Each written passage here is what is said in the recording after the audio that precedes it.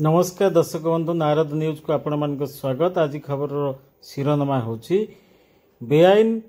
बाली चालाण हेउथिला बेले खनि विभाग अधिकारी गोड़े गोड़े धरले एवं ट्रैक्टर टी को सीना धरी पारले किंतु ड्राइवर चंपट मारले।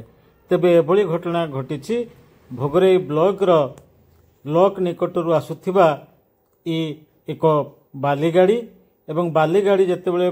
बाउंस खणा निकट में पहुंचला सेतेबेले को तार ड्राइवर गाड़ी रू डिया मारी चंपट मारले एवं खनि विभाग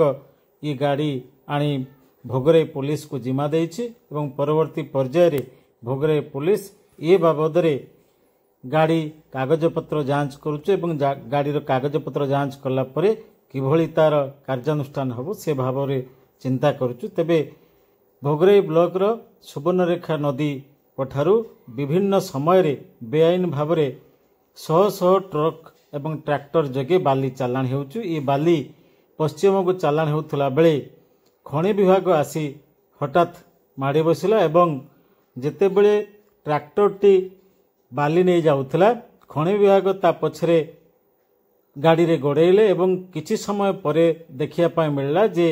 ट्रैक्टर रु बाली अनलोड करी ट्रैक्टर खाली ट्रैक्टर टी पळे जाउथला एवं किछि समय खनि विभाग से गाड़ी पछरे गोड़ेला परे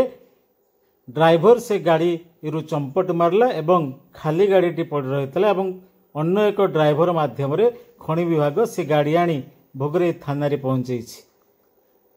ब्यूरो रिपोर्ट नारद न्यूज।